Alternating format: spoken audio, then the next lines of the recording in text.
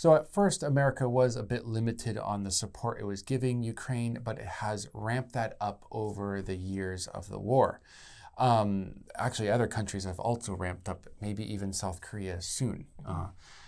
There's been new developments in the war, including the inclusion of North Korean troops, including some sort of fronts that have been a little bit more volatile, we'll say. Deep attacks into Ukrainian territory. And because of these things happening, Biden, the US president currently sitting, has made the go-ahead that they can use rockets, which I believe are ATACMS rockets, probably ATACMS in normal speak, but they can launch several hundred kilometers into territory.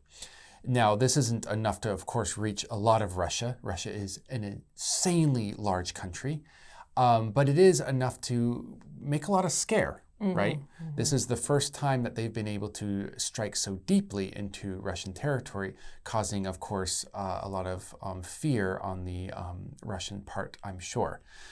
The Russians have, of course, come out and said, Vladimir, a different Vladimir, not the Putin one, has come out and said that this is going to start World War III. I believe they've made that statement several times now. Mm-hmm. But they're really pushing against this, obviously. Ukraine has, of course, come out in the positive of this and said if they did use these to strike, it would not be in civilian areas. It would not be in areas that would cause damage to any innocents. They would be well-selected targets if they use them.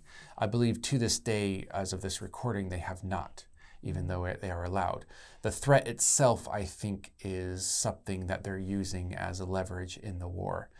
And it actually might be used as leverage during negotiations that are expected to happen when Trump takes office in, I guess, a little bit less than a month now. Mm-hmm.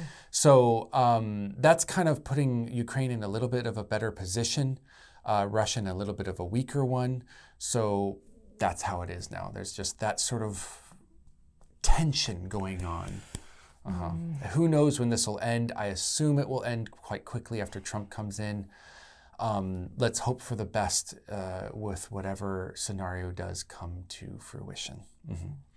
Anyways, so what do you think are some possible effects of this? What are some possible effects of letting Ukraine use U.S.-made weapons inside of Russian territory?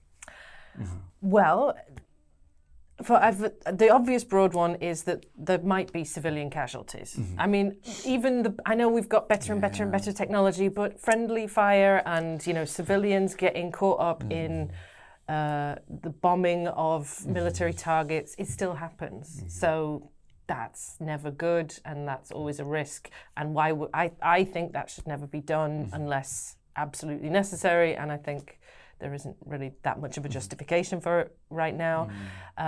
But for particularly US-made weapons, I think, again, it makes it very clear to everyone that this isn't about Ukraine so much. It's more about Russia versus the US.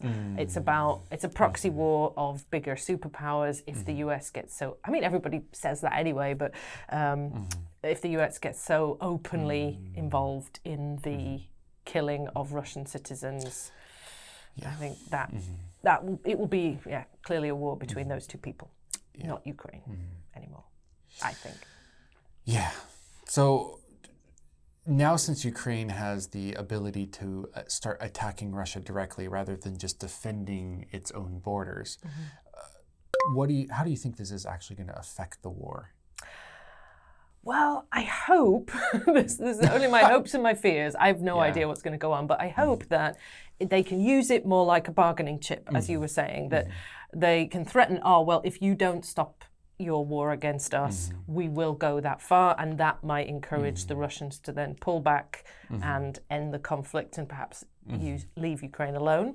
Maybe that's the best case scenario, but of course the worst case scenario is that they do use the weapons, they accidentally kill lots of Russian civilians. This just galvanizes Russians against Ukraine and against the US and encourages them all to sign up, and they push for all-out war.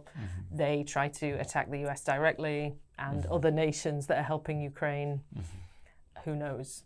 where that could end Yeah. if it escalates. Ooh. Well, we'll keep looking at it. Fingers crossed. Yep. I hope sanity prevails. I hope people choose life rather than death, but you never know. You push people far enough, you get them upset enough, and then they'll be ready to die. And Yeah, it is true. There's a lot of wars and rumors of wars these days. So let's hope for a more peaceful future. And also hope for a wider vocabulary. But that hope can actually come to you right now if you go ahead and get into that vocabulary section and study it, using it in your everyday English. And we'll see you next time. Bye.